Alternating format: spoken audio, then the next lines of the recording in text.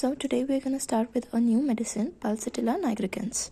The common name is wildflower or anemone, and it is proven by Dr. Hahnemann, and it belongs to the family Ranunculataceae.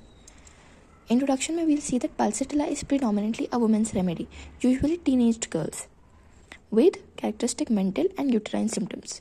This does not necessarily mean that it is not useful to men. There is no doubt that the symptoms agree. It will be of immense value and ailments of men as well. Earlier also in many videos I have mentioned that कि कोई भी अगर medicine है, जैसे हमने नक्स होमिका पढ़ी थी, तो वो जनरली कैसी रेमेडी है, मेल रेमेडी है, बट इसका मतलब ये नहीं है कि वो वुमेंस पे काम नहीं कर सकती. अगर पर्सनालिटी मैच करी है, सिम्टम्स मैच करें अच्छी तरीके से, तो it's can work for both man and women. Similarly Pulsatilla भी एक ऐसी मेडिसिन है जो कि वुमेंस रेमेडी है. ज़्यादातर इस तरह की पर्सनालिटी वुमेंस में, लेडीज़ में देखने को मिलती है, बट इसका मतलब ये नहीं है कि मेंस में ये काम नहीं करेगी. अगर सिम्टम्स मैच करते हैं तो आप पल्सटिला मेल को भी उसके एलिमेंट्स के लिए दे सकते हैं. Passive patients come for consultation. तो ये सारे जो सिम्टम्स हैं ये माइंड के सिम्टम्स हैं पल्सटिला के, और ये हमें माइंड में रख के इसको ज्यूम करके ही हमें पेशेंट को प्रिस्क्राइब करनी है. तो पहला पेशेंट कैसा है, unlike ignatia craves consolation. Ignatia will be the next remedy will be covering. तो इग्नेशिया और नाइट्रम म्यू में हम एक सिम्टम देखते हैं कि कॉन्सोलेशन एग्रेवेशन, यानी कि कॉन्सोलेशन यानी कि अगर आप उसको प्रॉब्लम में जाके कंसोल करेंगे, समझाएंगे, उसको दिलासा देंगे, तो उसकी प्रॉब्लम और बढ़ जाती है. क्यों? बिकॉज उसकी डिग्निटी हर्ट होती है. इग्नेशिया और नाइट्रम कैसे लोग हैं, डिग्निफाइड लोग हैं. इनको ऐसा लगता है कि ये कमज़ोर दिखेंगे सामने वाले के आगे, अगर ये उनके सामने रोएंगे या कोई इनको कंसोल करे, तो ये उनके सामने पावरफुल दिखना चाहते हैं, वीक नहीं दिखना चाहते, इसलिए इनकी प्रॉब्लम्स बढ़ जाती हैं. लेकिन वहीं पल्सटिला इसकी ऑपोजिट है. पल्सटिला में क्या होता है, पैसिव पेशेंट होता है, कम फॉर कंसल्टेशन, यानी कि जब वो पेशेंट आपके पास आएगा या उसका कोई भी फैमिली मेम्बर है या कोई भी क्लोज मेम्बर है, तो उससे वो क्या क्रेव करता है, क्या चाहिए उसको, कॉन्सोलेशन चाहिए. वो चाहता है कि वो उसको आके समझाएं, उसको अफेक्शन दें, अटेंशन दें, प्यार से बात करें और उसको दिलासा दें, उसको समझाएं कि उसकी प्रॉब्लम ठीक हो जाएगी, सब ठीक हो जाएगा. तो इस तरह की कॉन्सोलेशन की क्रेविंग पल्सटिला में देखने को मिलती है. Like April day has changeable mood. इसमें एक सिनोनिम जैसे एक फ्रेज आएगा which will be coming later on. तो अप्रैल डे का क्या मतलब है कि जो अप्रैल होता है it's kind of a middle month, जब सर्दियाँ ख़त्म हो रही होती हैं एंड गर्मियाँ स्टार्ट हो रही होती हैं, तो उस टाइम हम कहते हैं ना स्प्रिंग का मौसम है. सो स्प्रिंग में क्या होता है कि बहुत ज़्यादा चेंजेबल एटमॉस्फेयर होता है. कभी सुबह सुबह गर्मी हो रही होती है, रात में ठंड हो रही होती है, कभी बारिश हो रही होती है, कभी फूल खिल रहे होते हैं, कभी पत्ते झड़ रहे होते हैं. तो it's kind of a mixed this thing. तो इस तरह पल्सटिला का मूड भी कैसा होता है, चेंजेबल होता है. कभी भी उसका किसी भी फॉर्म में मूड चेंज हो जाता है. कभी वो अचानक से गुस्से में आ जाएगी, कभी अचानक से चिड़चिड़ी हो जाएगी, कभी अचानक से हंसने लगेगी, कभी अचानक से दुखी हो जाएगी. So it's very changeable mood off Pulsatilla. Stomach can not hold rich and fatty food.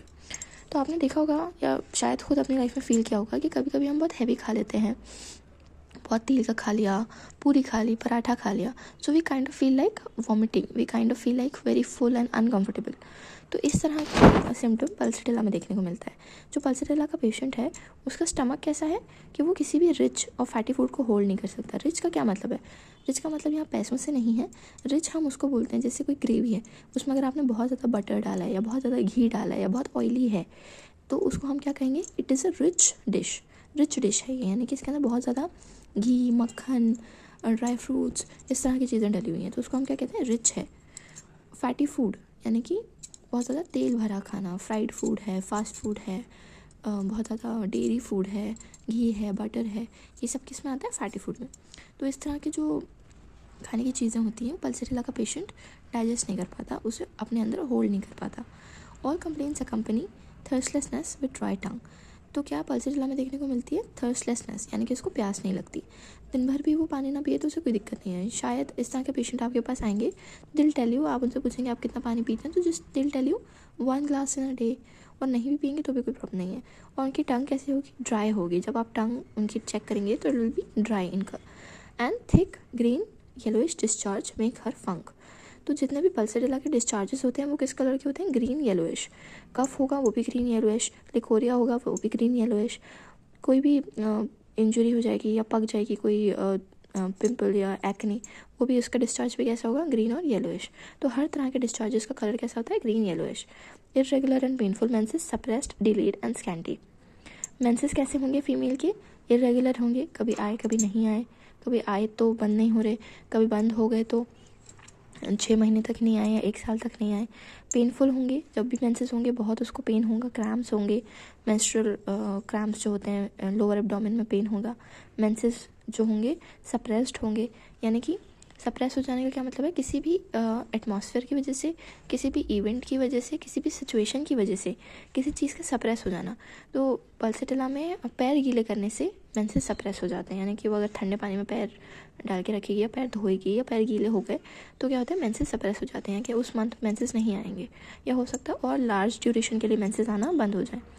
Delayed होंगे, यानी कि जैसे आज ड्यू डेट है तो आज से 1 हफ्ते डिले होंगे या 2 दिन डिले, जैसे भी होगा डिलेड मेंसेस होंगे। और स्कैंटी होंगे, यानी कि पेनफुल की क्वांटिटी कैसी होगी, बहुत कम क्वांटिटी में आएंगे, बहुत स्कैंटी होंगे।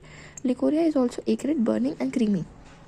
लिकोरिया कैसा होगा, क्रीमी होगा, यानी कि क्रीमी टेक्सचर होगा उसका, क्लियर नहीं होगा, पानी जैसा नहीं होगा।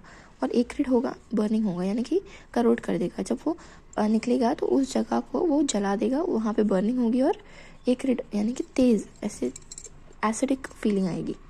In labour pain wants door and Windows open. Pulsatilla का ये इमेज आपको बहुत ध्यान से देखना है, अभी मैं इसके बारे में एक्सप्लेन करती हूँ। Wants door and Windows open, हमने नक्स वोमिका में पढ़ा था कि क्लोजेज विंडोज़ एंड डोर्स, तो नक्स वोमिका इसका उल्टा है। नक्स वोमिका को क्या चाहिए, हर चीज़ बंद चाहिए, दरवाजे भी बंद करेगा, खिड़की भी बंद करेगा और अंदर बैठेगा अंधेरे में। लेकिन पल्सेटिला कैसी है, पल्सेटिला कैसी है कि उसको क्या चाहिए, wants door and Windows open, उसको क्या चाहिए, हवा आने दो, बाहर नेचर से बहुत प्यार है। तो and can not lie on back for desire of urine sharpen. Urine जब आएगी, यानी कि यूरिन की जब अर्ज होगी तो उस टाइम पे उसको बैक ऑन बैक मतलब पीठ के बल लेटने में बहुत दिक्कत होगी। इस इमेज को आपको ध्यान से देखना है। ये पल्सेटिला के फ्लावर्स हैं, इससे हम पल्सेटिला ऑब्टेन करते हैं। तो इनके फ्लावर्स को आप ध्यान से देखिए कि हर एक फ्लावर की डायरेक्शन अलग अलग है। एक फ्लावर इस डायरेक्शन मुड़ा हुआ है, एक इसमें, एक इसमें, एक इसमें, एक सामने की तरफ, एक पीछे की तरफ। तो ये एक बहुत ही ब्यूटीफुल डिपिक्शन है पल्सेटिला के नेचर का। पल्सेटिला का नेचर कैसा होता है कि बहुत गलेबल होती है, बहुत ही ज़्यादा माइल्ड होती है, बहुत आसानी से आपकी बात मानने वाली, आसानी से भरोसा करने वाली। तो ये डिपिक्शन से हम ऐसे कंपेयर करते हैं, वाइवा में भी ये क्वेश्चन पूछा जाता है और एग्ज़ाम में भी ये क्वेश्चन पूछा जाता है। और इसको हम डॉक्ट्राइन ऑफ सिग्नेचर कहते हैं, जो कि आप होम्योपैथिक फार्मेसी में पढ़ेंगे। डॉक्ट्राइन ऑफ सिग्नेचर, इसका मतलब होता है कि जैसी अपीयरेंस होती है और उस अपीयरेंस में जो चीज़ें हमें दिखती हैं उसी से रिलेटेड उसका मेंटल सिम्टम या कैरेक्टरिस्टिक सिम्टम्स भी मैच करते हैं। फॉर एग्जांपल पल्सेटिला का फ्लावर जो आप देख रहे हैं, पल्सेटिला का फ्लावर जो होता है वो हवा के साथ अपनी डायरेक्शन चेंज करता है। हवा इस डायरेक्शन में आएगी तो पल्सेटिला का फ्लावर इस तरफ मुड़ जाएगा, ऐसे आएगी तो इस तरफ मुड़ जाएगा।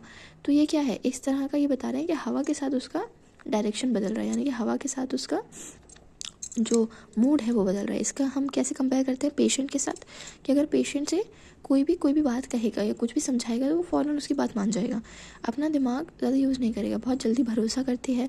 जैसा लोग कहेंगे ये कर दो तो वो ये करने लगेगा, ये सजेस्ट करेंगे तो फिर वो ये करने लगेगा। कोई एक पक्का इरादा, कोई पक्की स्टिफनेस उसके माइंड में नहीं है। और फ्लावर कैसा होता है, बहुत डेलिकेट होता है, बहुत ब्यूटीफुल होता है, बहुत मुलायम, बहुत सॉफ्ट होता है। तो पल्सेटिला की पर्सनालिटी भी इसी तरह की होती है, बहुत खूबसूरत दिखती है, बहुत ब्यूटीफुल होती है, बहुत डेलिकेट वुमेन होती है, बहुत ही ज़्यादा सॉफ्ट हार्टेड होती है, बहुत जल्दी रो देती है, बहुत ही माइल्ड होती है, उसको फ़ौरन बुरा लग जाता है, बहुत इमोशनल होती है, उसको अटेंशन की ज़रूरत होती है। फ्लावर्स का क्या करते हैं, फ्लावर्स क्या करते हैं, हमारी अटेंशन गेन करते हैं ना। फ्लावर्स की ब्यूटी देख के हम उनकी तरफ क्या होते हैं, हम उनकी तरफ खींचे जाते हैं, हम उसको अटेंशन देते हैं। पत्तों को आप अटेंशन देते हो क्या, कांटों को देते हो, नहीं, हम फ्लावर्स को अटेंशन देते हैं। तो इसी तरह पल्सेटिला की जो फीमेल होती है वो भी अटेंशन सीकर होती है, वो भी आपकी अटेंशन गेन करना चाहती है। और फ्लावर्स कैसे होते हैं, उनको क्या चाहिए होता है, हवा में वो लहराते हैं। उनको क्या चाहिए होती है, बारिश। उनको क्या चाहिए होता है, खुले में रहना। आप फ्लावर को घर में नहीं रख सकते, घर में उनको धूप नहीं मिलेगी तो वो खिलेंगे नहीं, मर जाएंगे, मुरझा जाएंगे। और क्या चाहिए होता है, पानी चाहिए होता है। तो पल्सेटिला का पेशेंट भी सेम ऐसे ही होता है, उसको क्या चाहिए, ओपन एयर चाहिए, खुला आसमान चाहिए, धूप चाहिए, बारिश उसको बहुत अच्छी लगती है। तो वो जो एक फैंटेसी गर्ल होती है ना, वो जो लड़कियां होती हैं जो जैसे हम परियों की उसमें देखते हैं कि वो फूलों से बातें करती हैं, उनको बारिश बहुत अच्छी लगती है, वो बारिश में डांस करती हैं। तो इस तरह की कुछ पर्सनालिटी हमें पल्सेटिला की देखने को मिलती है। और पल्सेटिला में हमने एक चीज़ पढ़ी थी कि ये थर्स्टलेस होती है। तो इसका फ्लावर जो होता है वो ऐसी जगह में उगता है जहाँ पे उसको थोड़ा रेतीली ज़मीन होती है, यानी कि जो मिट्टी होती है वो रेत वाली होती है। तो रेत में जो होता है पानी नहीं होता, रेत क्या होती है, सूखी होती है। तो इसी वजह से पल्सेटिला की पर्सनालिटी में भी ये बात देखने को मिलती है कि पल्सेटिला का पेशेंट थर्स्ट लेस होता है, यानी कि उसको प्यास नहीं लगती, बिल्कुल वैसे ही जैसे उसके प्लांट्स को पानी की ज़रूरत नहीं होती। तो ये एक डॉक्ट्राइन ऑफ सिग्नेचर है पल्सेटिला का उसके प्लांट्स के साथ। और इसको हम कॉमन नेम भी विंड फ्लावर है, तो विंड फ्लावर इसकी पर्सनालिटी की वजह से ही इसका कॉमन नेम पड़ा है विंड फ्लावर, और इसको एनेमन भी कहते हैं।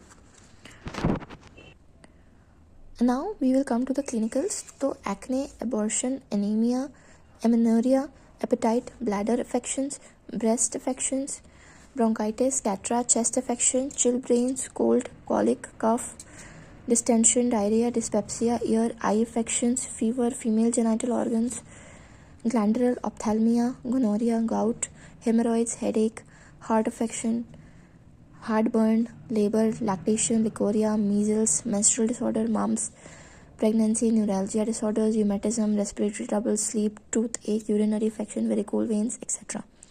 यानी कि ऐसी कोई चीज़ नहीं है जिसमें पल्सेटिला काम नहीं करती। अगर आपने पर्सनालिटी मैच कर ली, अगर आपको कोई ऐसी पेशेंट मिल गई है जो कि इसकी पर्सनालिटी से मैच कर रही है, तो आप उसको इन सारी चीज़ों में पल्सेटिला प्रिस्क्राइब कर सकते हैं। So if you guys are watching my videos in sequence, so you will know all the meanings of these words. So kindly watch them in sequence. And इसमें जो नए हैं वो मैं अभी एक्सप्लेन करूँगी। सो अबॉर्शन यानी कि वुमेन का जब भी किसी भी कंडीशन में अबॉर्शन होता है, एक्टोपिक प्रेगनेंसी होती है या बेबी डेड हो जाता है यूट्रस के अंदर या किसी भी वजह से उसको अबॉर्ट करना पड़ता है, तो उस केसेस में पल्सेटिला बहुत अच्छा काम करती है। एपेटाइट का क्या मतलब होता है, कितनी भूख है या हमारे कितना फूड का इंटेक है वो डिस्टर्ब होता है, यानी कि किसी को भूख लगना बंद हो जाती है, कम हो जाती है, तो उन केसेस में भी हम पल्सेटिला प्रिस्क्राइब करेंगे। फिर हमारे चिल ब्लेन्स क्या होता है, यहाँ पे मैं एक इमेज के थ्रू आपको डिमॉन्स्ट्रेट कर रही हूँ। सर्दियों के टाइम पे इस तरह की स्वेलिंग आ जाती है हमारे जॉइंट्स में और फिंगर्स में, टोज़ में या फिर हैंड्स में। तो इस तरह की जो स्वेलिंग होती है बहुत पेनफुल कंडीशन होती है, वॉक में चलते भी नहीं बनता, वॉक करने में बहुत दिक्कत होती है, तो उसको हम कहते हैं चिल ब्लेन्स। बाकी उसके बाद डिस्टेंशन यानी कि नीचे खिंचाव होना, यानी कि जब हम स्टूल पास करने जाएंगे या जब भी हम कोई भी इस तरह की एक्टिविटी करें, जब हम नीचे बैठें तो हमारा जो एनस का एरिया या रेक्टम का एरिया है, जो हमारा इंटेस्टिनल एरिया, वो ऐसे डिस्टेंडेड फील होगा, ऐसा लगेगा नीचे की तरफ खिंच रहा है। डिस्पेप्सिया मतलब का होता है इंडाइजेशन, भूख का ना लगना या इंडाइजेशन। गोनोरिया जो होता है वो एक एसटीडी है, सेक्सुअली ट्रांसमिटेड डिजीज़। तो ये बैक्टीरियल इन्फेक्शन है जो कि सेक्सुअल इंटरकोर्स करने की वजह से फैलता है, and it is very dangerous, so you need to take precautions. So having multiple partners or not using protections can cause gonorrhea.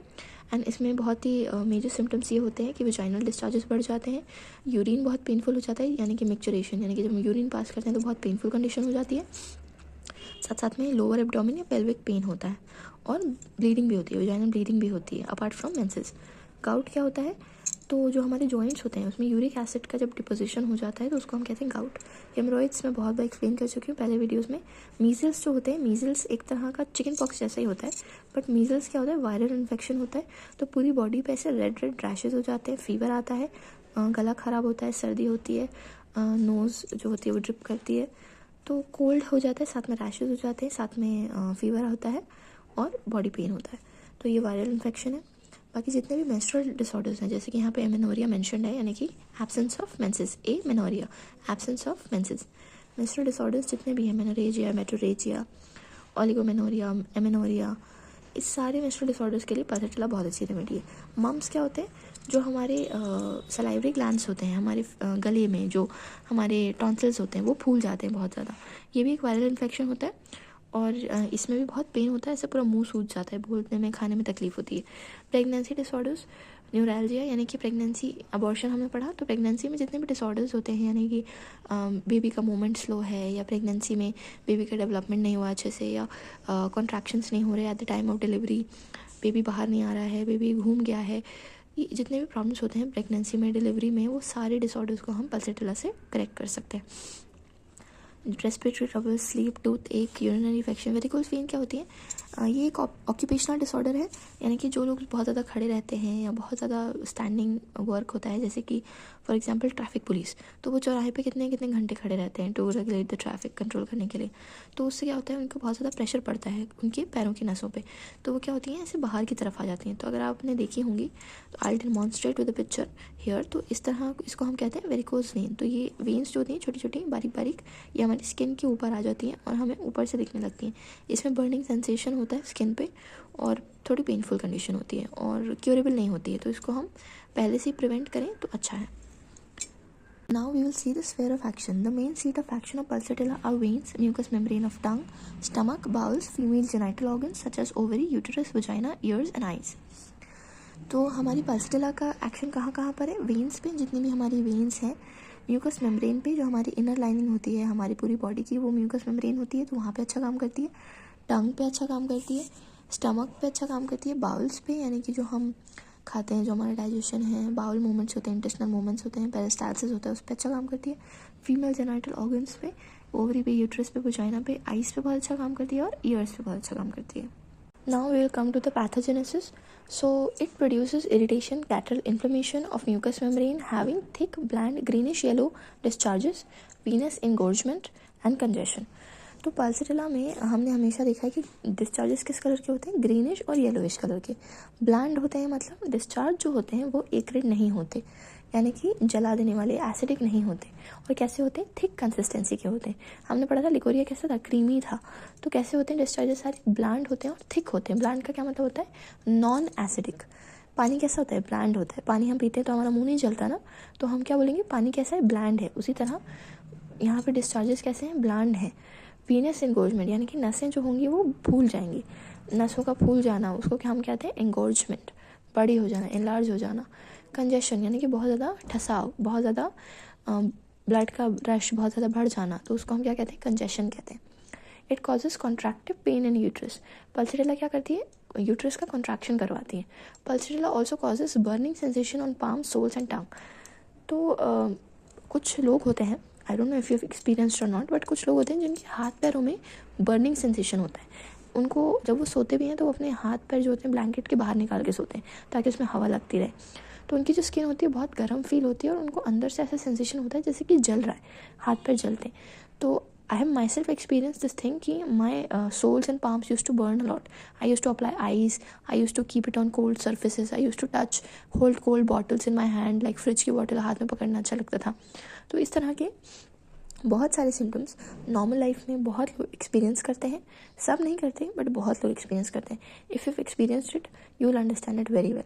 तो पल्सटिला के पाम्स में और सोल्स में बहुत ज़्यादा बर्निंग सेंसेशन होता है, गर्म फील होता है। और टंग भी उसकी कैसी लगती है? गर्म, बर्निंग सेंसेशन वाली लगती है ना। फर्दर मोर इट प्रोड्यूसेस अर्थराइटिक और रिमाटिक इन्फ्लेमेशन।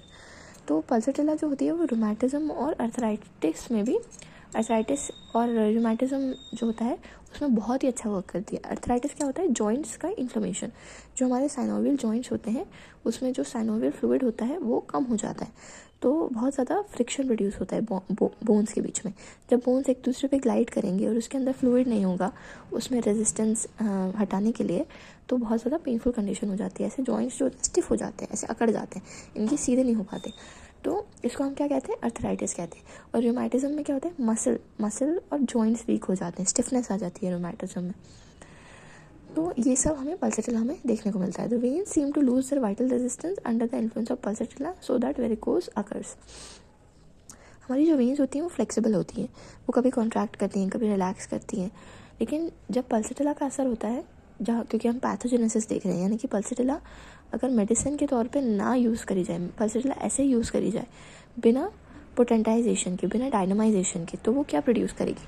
तो ये सारी चीज़ें जो हम पैथोजेनेसिस में पढ़ते हैं वो हम क्या पढ़ते हैं कि ये मेडिसिन क्या क्या डिजीज़ प्रोड्यूस कर सकती है, उसी से हमें पता चलता है कि वो क्या क्या ठीक कर सकती है। क्योंकि होम्योपैथी में क्या होता है कि जो मेडिसिन प्रोड्यूस कर सकती है वही उसे ठीक भी कर सकती है। तो पैथोजेनेसिस मतलब डिजीज़ क्या प्रोड्यूस हो रही है, तो पल्सटिला क्या प्रोड्यूस करेगी, ये सारी चीज़ें पल्सटिला की वजह से होती हैं, इसलिए वो इन सारी चीज़ों को ठीक भी कर सकती है। तो पल्सटिला वेरिकोज वेन प्रोड्यूस करती है, क्यों? क्योंकि वो इन्फ्लुएंस करती है वेन्स को ऐसे ऐसे करती है कि उसकी जो वेन्स की जो वाइटल रेजिस्टेंस है, जो वेन्स का अपने फॉर्म में रहने की जो रेजिस्टेंस है, जो कैपेबिलिटी है, वो लूज़ हो जाती है। तो वो ऐसा कर देती है कि बहुत स्टिफ हो जाती है, बाहर की तरफ आ जाती है, इसलिए वेरिकोसिस हो जाता है। स्पेशली ऑफ रेक्टम, रेक्टम में जो वेन्स होती हैं वो अगर फूल जाएं, बाहर की तरफ आ जाएं, तो उसी को हम क्या कहते हैं, हेमोरॉइड्स कहते हैं। रेक्टम में जब भी हम स्ट्रेन करते हैं, जब हम कॉन्स्टिपेटेड होते हैं या हम बहुत ज़ोर लगाते हैं या डेली बेसिस पे हम बहुत लंबे टाइम के लिए ऐसी पोजीशन में बैठ रहे हैं स्टूल पास करने के लिए, तो उस टाइम क्या होता है, हमारा ज़ोर लग रहा है उस जगह पर, रेक्टम पर, तो नसें क्या होती हैं, फूल जाती हैं और एंगोर्ज हो जाती हैं और वो बाहर की तरफ स्वेलिंग आ जाती है और बाहर की तरफ वो आ जाती है। उसी को हम क्या कहते हैं, हेमोरॉइड्स। हेमोरॉइड्स 2 टाइप के होते हैं, इंटरनल और एक्सटर्नल। इंटरनल हेमोरॉइड्स होते हैं तो वो अंदर ही की तरफ रहते हैं, फूल जाते हैं।